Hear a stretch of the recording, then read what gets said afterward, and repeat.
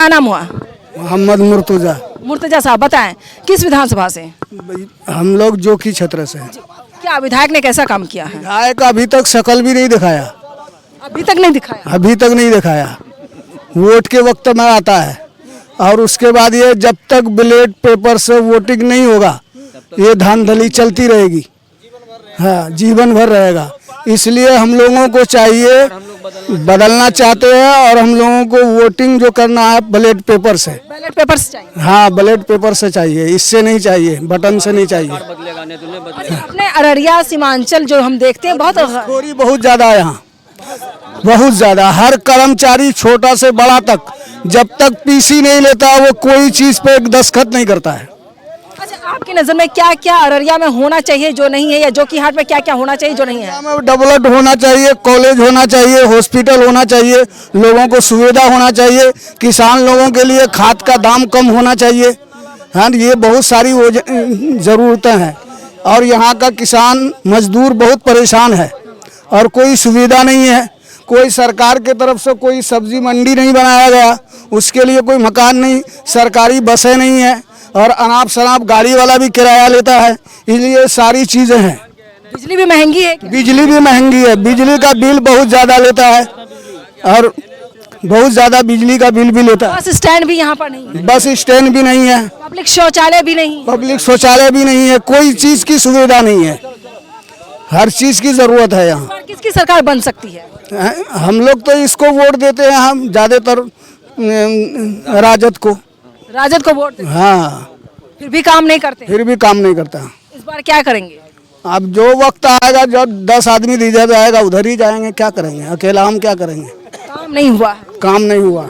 और कोई बोलने वाला? ये महिलाएं हैं, इनको भी बोलने का मौका दीजिए। आइए आइए आइए, बोलिए बोलिए, डरना नहीं है। क्या बोलेंगे? हम लोग गरीब आदमी महिला है, हम लोग को घर द्वार रहने न है, जमीन जगह न है, तो हम लोग को कहाँ सरकार दे रहा है कुछ? आकर देखे हम लोग को घर द्वार कैसा है, हम लोग को रहने की जमीन उमीन नहीं है, तो सरकार कोई शौचालय है? कुछ नहीं है। शौचालय तो कहते हैं हर घर में शौचालय विधायक। हम लोग को शौचालय, हम लोग को नहीं है शौचालय। शौचालय है आपके घर में?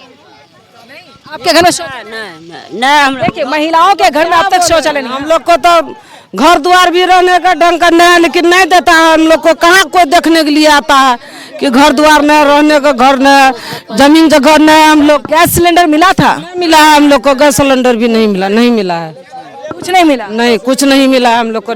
वोट आखिर किस वजह से देते हैं, क्या देखकर वोट करते हैं आप? वोट देते हैं, सोचा सरकार बनेगा, देगा हम लोग को। गरीब आदमी है, घर द्वार बना के देगा, रहने का जो है वो लोग देगा, तो कुछ नहीं देता है।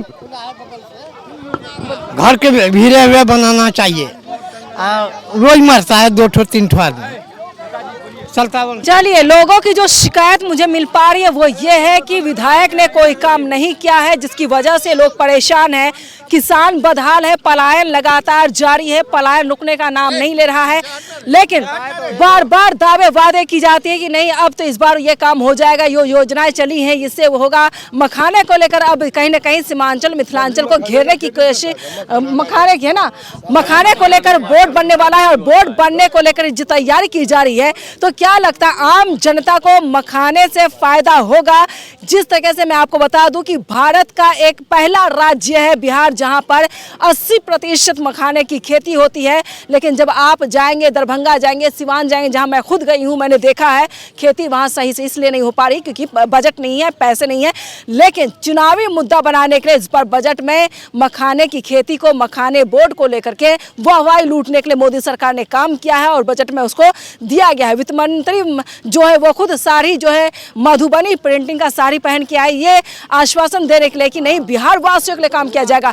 सवाल ये है कि क्या 243 में 71 सीटों पर सबकी नजर बैठी हुई मिथिलांचल और सीमांचल को कहीं ना कहीं इस बार चुनावी मुद्दा बनाकर वोट लेने के लिए, सत्ता पर काबिज होने के लिए पुरजोर कोशिश की जा रही। लेकिन देखना अब ये होगा कि हमारे बिहार वासी क्या काम करते हैं। क्या पलायन का मुद्दा उठेगा, क्या यहाँ पर बेरोजगारी का मुद्दा उठेगा, क्या यहाँ पर भुखमरी का मुद्दा उठेगा, क्या ये मुद्दा उठाकर इसे भुनाने की कोशिश की जाएगी। और बार बार मैं सवाल पूछती हूँ कि जितने कल कारखाने बंद कर दिए गए हैं वो कल कारखाने क्यों नहीं खोले जा रहे हैं, क्यों सिर्फ बजट में नाम दिया जा रहा है, क्यों सभी जूट मिल फैक्ट्री तमाम चीज़ें बंद है। कम से कम मैंने 5 से 6 मिल को कवर किया है, आज तक वो मिल नहीं खुल पाए। लेकिन बजट में जो है नाम देने के लिए, वोट बटोरने के लिए और यहाँ की आवाम को बेवकूफ़ बनाने के लिए, सत्ता पर काबिज होने के लिए, लोगों को बेवकूफ़ बनाने के लिए कहीं ना कहीं सरकार दावे करती है। और शिलान्यास ऐसे हो रहे हैं जैसे बच्चे टॉफ़ी खा रहे हो, फटाफट फटाफट फटाफट ये सारी चीज़ें हो रही है।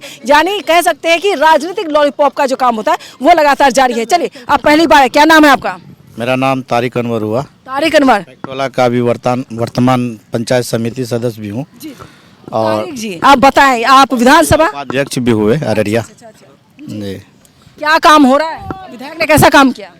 विधायक जी का तो काम सही है, लेकिन हमारे खास करके अररिया क्या अंचल में सबसे बड़ी दुर्भाग्य की बात यह है कि अररिया में और खास करके पूरे बिहार में, अब बिहार में सबसे ज़्यादा हमारे अररिया में अफसरशाही जो है जी जी, ये चरम पर है। नीतीश के राज में विकास तो हुआ, यह कहीं किसी से छुपी हुई बात नहीं है, लेकिन अफसरशाही यहाँ बहुत ज़्यादा चरम पर है। और ख़ास करके हमारे अररिया के जो अंचल अधिकारी हैं, सीओ महोदय, ये लगभग ये समझिए कि 6 महीने में 6 गो हमारे यहाँ बदली भी हो चुके हैं, ठीक है, तेजी से जी। और कोई काम नहीं हो रहा है। और जितना रैयत है ये सब अंचल का चक्कर लगा लगा के परेशान हो जाता है। एक मोडेशन का 10-10 हज़ार, 20-20 हज़ार, 25-25, हम तो यहाँ देखें कि 30-30 हज़ार रुपये लेकर के 6-6 महीने का अंचल का दौरा कर रहा है लोग। ज़मीन जिसके पास में है, ये लोग अभी सर्वे का काम चल रहा है मेरे यहाँ, ये लोग सारे लोग परेशान हैं। और हर विभाग में जो है, आपको लगता है मोटेशन फ्री होना चाहिए? बिल्कुल मोटेशन फ्री होनी चाहिए और कैंप लगा करके होनी चाहिए। सुनिए, कैंप लगा करके हर पंचायत में क्या कहते हैं कि सहूलत देनी चाहिए। जितना भी किसान भाई हैं सबको, ये लोग एक तो बद से बदतर जिंदगी यहाँ के किसान का है। ये तो मकई जब से आ गया है तो थोड़ा सा चार्मिंग है, मकई खेत में लगी हुई रहती है, लेकिन किसान उसकी उम्मीद पे दूसरा कोई काम कर लेता है महाजन से पैसा लेकर के, और मकई का भी सही रेट नहीं मिल पाता है। वो तो खैर मजबूरी है। गरीबों पर ही सरकार क्यों मार करती है, क्यों ऐसा हो रहा है? गरीबों पर तो, गरीब तो है ही है, गरीबे पर तो जुल्म होता ही है, सब जगह गरीबे लूटा जा रहा है। अब देखिए, नजर भी 71 सीट है आपके मिथिलांचल सीमांचल को मिला करके, 71 विधानसभा सीट है।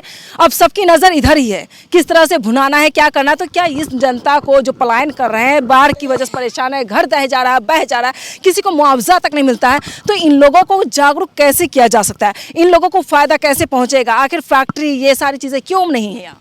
इसके लिए तो आपका पहली बार देख रहे हैं आपके चैनल का न्यूज़विन, ये चैनल का हम समझिए कि दिल से आपका समर्थन देते हैं कि पहली बार कोई न्यूज़ वाला आया है और ये जनता का मुद्दा उठाने वाला। मैं सर 1 साल से मैं दिल्ली से आकर, जितना भी मीडिया है सबको देखते हैं सत्ता के जिसकी सत्ता है उसकी चापलूसीगिरी करते हुए और उसका क्या कहते हैं कि गुणगान गाते हुए देखें। पहला न्यूज़विन के एंकर आपको सलाम है, और आपने जनता का और गरीब लोगों का मुद्दा उठाया, इसके लिए हमको बहुत खुशी हो रही है।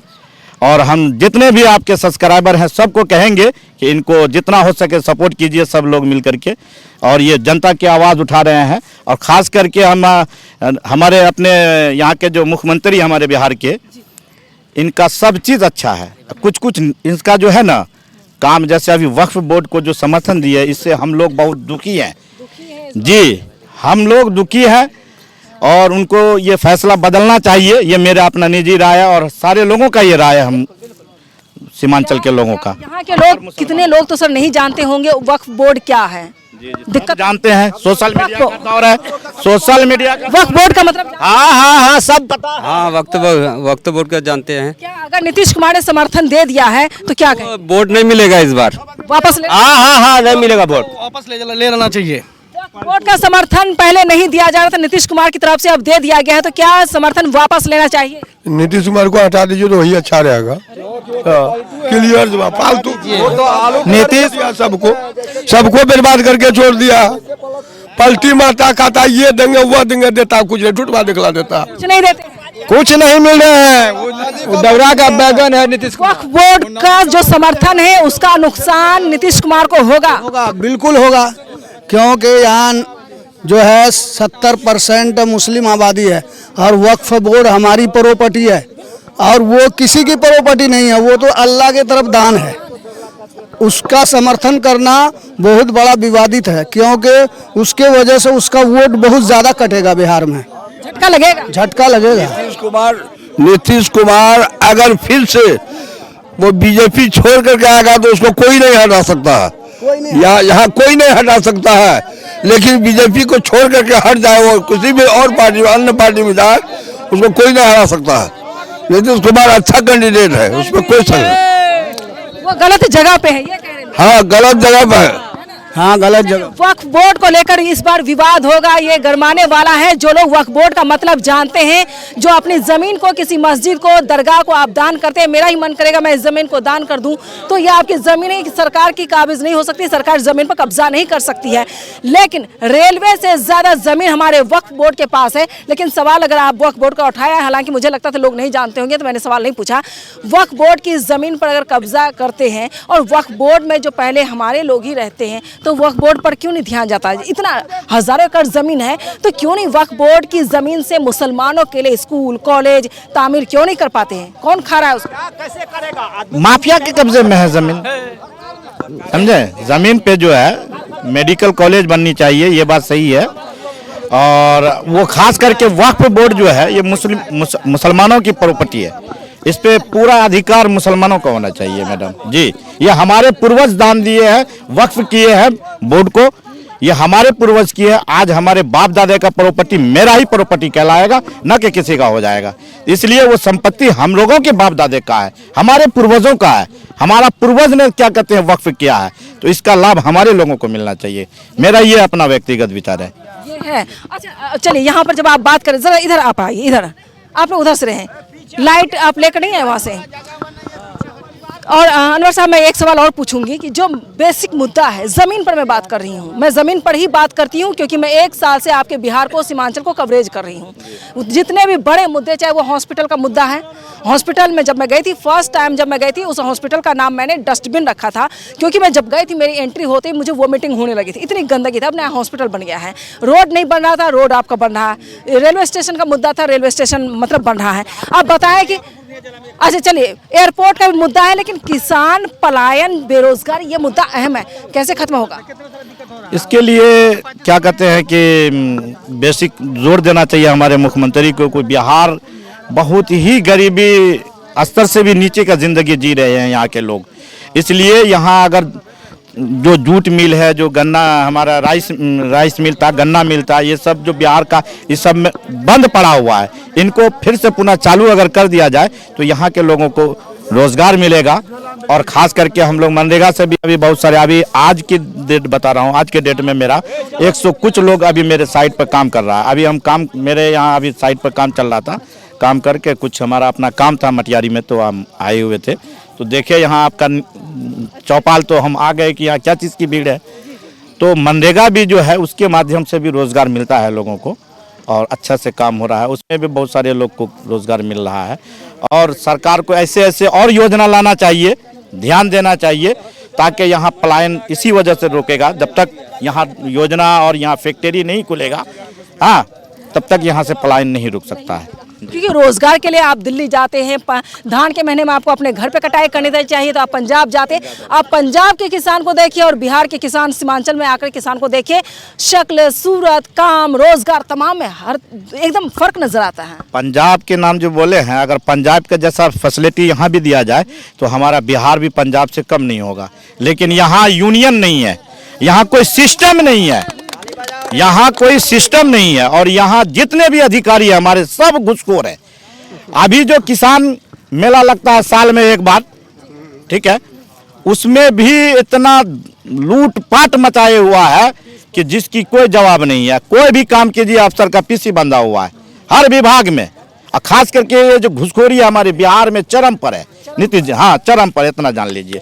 राहुल राहुल गांधी ने कहा है कि बिहार को बेरोजगार, गरीब और मजदूर का अड्डा बना दिया गया। अगर सस्ता रोजगार चाहिए, सस्ता मजदूर चाहिए तो आइए बिहार आइए और लोगों को रोजगार दीजिए। बिल्कुल सही बात बोले हैं। जबकि देश में ये लोगों को पता है। इसके जो है राहुल जी भी हैं, उसके पूर्वज भी क्या कहते हैं कि यहाँ के जिम्मेदार हैं। बिहार जो देश का पहला सबसे बड़ी पार्टी, इसके बावजूद मैंने सवाल पूछ लिया था, अभी रानीगंज में गई थी तो वहाँ विधायक आए हुए थे, प्रभारी बनाए गए चुनाव को लेकर करके शहनवाज आलम साहब से मैंने पूछा कि 20 मुख्यमंत्री आपने बिहार को दिया, इसके बावजूद बिहार को आपने क्या दिया? तो उनके पास सही तरीके से जवाब नहीं था। बिल्कुल सही बात है। इसके जिम्मेदार कहीं ना कहीं राहुल गांधी भी हैं। जी जी बिल्कुल, सभी जिम्मेदार हैं। सभी जिम्मेदार हैं। जब तक जनता एक्टिव नहीं होगी, जनता सवाल नहीं पूछेगी तो काम फिर कैसे होगा? जी जी जी। अच्छा, अररिया में, सीमांचल में पढ़ाई लिखाई पर ध्यान दिया जाता है, शिक्षा पर नहीं, शिक्षा यहाँ जो है ना, शिक्षा अमीरों के लिए है। बिहार में खास करके प्राइवेट जिसके पास पैसा है, मान के चलिए मैडम, वो तो प्राइवेट में अपने बच्चे को पढ़ा रहा है। सरकारी स्कूल का तो हालत इतना है कि बद से बदतर हालत है, बोल नहीं सकते हैं इसमें। लेकिन पाठक के आ जाने से कहीं ना कहीं पहले से स्कूल का जो नवीनीकरण कह सकते हैं, बदलाव हुई है। सिर्फ बदलाव हुई है, शिक्षा में कहीं कोई बदलाव नहीं है। आप एक टीचर का आज के डेट में एक टीचर का आप इंटरव्यू ले लीजिए, उसको जनवरी फरवरी का स्पेलिंग याद नहीं है। ये एकदम सही। ठीक है, ऐसे सब शिक्षक का क्या कहते हैं, बहाल करके रख दिया है, जिसको कोई पता नहीं है। जब शिक्षा जिसका बुनियाद कमजोर रहेगा उस पर इमारत बन सकता है। आज शिक्षा के मामले में चले जाइए दिल्ली के जो मुख्यमंत्री है, लोग दिल्ली में प्राइवेट से बच्चे को निकाल के सरकारी स्कूल में डाल रहा है। और हमारे यहाँ जब तक बच्चे को आप प्राइवेट स्कूल में नहीं डालिएगा, प्राइवेट कोचिंग नहीं करवाइएगा, तो आपका बच्चा एग्जाम पास नहीं करेगा। इतना जान लीजिए, क्योंकि यहाँ सरकारी में कोई सुविधा ही नहीं है। कहते हैं सरकारी सिस्टम है, चलता रहेगा बस ऐसे ही। और कौन बोलना चाहते हैं? आइए, लाइट नहीं तो लाइट लेकर क्या जाइए आप, ये हमारे अंधेरा ना हो। मैडम, ये हमारे लोजपा जिला अध्यक्ष। अच्छा, मेरा नाम मोहम्मद मजहर आलम हुआ। सर जी, आप बताएं कि आप किस विधानसभा से हैं? हम अररिया विधानसभा से, सदर विधानसभा से हैं। पहला सवाल मेरा यही होगा कि अररिया विधानसभा के विधायक क्या काम किए?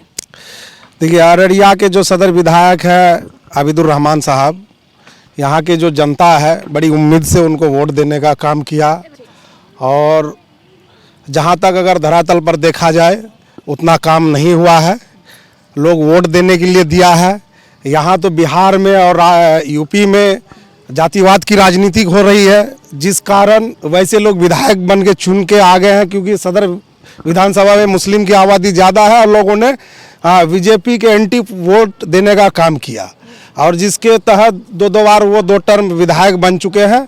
और लग नहीं रहा है कि आने वाला टाइम में लोग उसको कोऑपरेट करेंगे, क्योंकि मैंने एक चीज नोटिस किया है, जितने भी लोग यहाँ पर थे अररिया विधानसभा से, जो कि हाट दोनों से मैंने बात करी, सबने कहा कोई काम नहीं हुआ है। बिल्कुल नहीं हुआ, बिल्कुल नहीं है, कुछ नहीं है। लोग आजकल यदि क्षेत्र में सामाजिक कार्यकर्ता, मुखिया, जिला परिषद इत्यादि लोग अगर शायद नहीं रहते, बहुत लोगों का राशन ये सब समस्या लेकर के लोग बहुत परेशान रहते हैं। इन लोगों के सिस्टम के माध्यम से बहुत सारा काम हो जा रहा है। आज तक यहाँ जितने भी पब्लिक हमारे खड़े हैं, इनसे पूछिए, बहुत सारे लोग बता देंगे कि विधायक जी को जानते भी तक नहीं है, लेकिन वोट देने का काम किया है। वोट देने का काम किया है। क्यों वोट देंगे जब आपको फायदा नहीं हो रहा है? जिस सत्ता पर आप काबिज कर रहे हैं, जिसको मुखिया मालिक बना रहे हैं अपने समाज, अपने गांव, अपने विकास के लिए, वो काम नहीं करता, फिर वोट क्यों करना? लोग जागरूक हो चुके हैं। लोग जागरूक हो चुके हैं। लोग को क्या करना है, लोग इसलिए आने वाला टाइम वो अपना विकल्प खोज रहा है। अभी देखिए, जिला में अभी कृषि से जुड़ा हुआ समस्या है। इतने भी भाई मेरे खड़े हैं, 1 से 2 बोरा आना, ये क्या बोलते हैं, खाद के लिए अगर जाते हैं तो इनको लाइन में खड़ा होना पड़ रहा है। और उस पर भी सही खाद नहीं मिल रहा है, कालाबाजारी हो रहा है। और सारा जितना यूरिया से डीएपी पर जो कालाबाजारी हो रहा है, ये नीतीश के नाकों के सामने पे हो रहा है और उसके भ्रष्टाचार पदाधिकारी करवा रहे हैं। तो कहाँ गए अररिया के सांसद और अररिया के विधायक जी? इस पर पब्लिक का वोट लेने के टाइम में घर घर, डोर टू डोर जाते हैं और जो है ना, यही सारा पब्लिक लाइन पे लग के, चाहे बरसात हो चाहे धूप हो, कड़ी तपती हुई धूप पे वोट देने का काम करता है। लेकिन इसका कोई सूद लेने वाला नहीं है। मुद्दा अररिया का मुख्य मुद्दा क्या है जो आम लोगों से जुड़ा हो? देखिए, आम लोगों से जुड़ा हुआ है कि लोगों को क्या चाहिए। लोगों के लिए जो बिजली की समस्या है, बहुत सारा वृद्ध लोग है जिसको पेंशन नहीं मिल रहा है, और लोगों का समस्या अभी खास करके ये हो गया है जमीन के सिलसिले में जितने भी पदाधिकारी है, सीओ है, कर्मचारी है, एडीएम तक की भी मैं बात कर रहा हूं ऑन द कैमरा में, कितने भ्रष्ट पदाधिकारी है अररिया में कि सारा पब्लिक को लूटने का काम पूरे निचले स्तर तक पदाधिकारी से करवाते हैं। इसलिए मेरा यह आरोप है और मैं माननीय मुख्यमंत्री नीतीश कुमार से मैं कहना चाहता हूं कि आप अपने पदाधिकारी पर लगाम लगाने का काम करिए, अन्यथा आप 80 से लेके 43 पे आए हैं, हो सकता है इस बार 3 पे भी कहीं अटक न जाए। स्वराज पार्टी की तरफ से कहा जा रहा है कि इस बार मुश्किल है मुख्यमंत्री बनना। कहीं ना कहीं अगर प्रशांत किशोर जी का ये अगर इस तरह का बात या जनस्वराज कह रही है, बिहार में बहुत सारे पार्टी है और यदि इस तरह का आकलन अगर कर रही है कहीं ना कहीं जनता के हित के लिए इस तरह का उन्होंने रिपोर्ट किया, चाहे हर पार्टी कर रही है, तो माननीय मुख्यमंत्री जी का या विपक्ष का या पक्ष का हो, 10 साल उनका भी देखा, 15 साल इनका भी लोगों ने देखा, तो सोच रहा है कि हम भी नया विकल्प लेके आए सामने, हमारे बिहार के हित के लिए, जनता के हित के लिए सही रहेगा। ये सही है।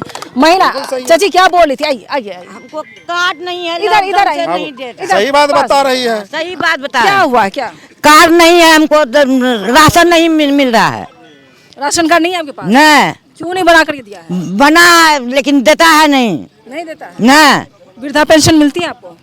ये नहीं मिलता है, अभी मिलेगा। अभी कितने दिन से मिल रहा है? नहीं मिल रही सक नहीं मिली है? नहीं मिल रहा। अभी नहीं मिल रहा है। अभी महिलाएं भी बोलेंगे, जरा इनको बोलने का मौका दीजिए। आइए आप लोग आइए। राशन नहीं देता। सरकारी घर मिला है? नहीं मिला है। नहीं मिल रहा। सिलेंडर मिला है? सिलेंडर हाँ सिलेंडर है। सिलेंडर मिला है। गैस भराती हैं? हाँ। महंगी जो है गैस महंगी है तो जैसे पैसा होगा वैसे नहीं बढ़ाएंगे। हम लोग तो अभी साल भर में एक बार बढ़ाते हैं। एक मिनट बैटरी चेंज करने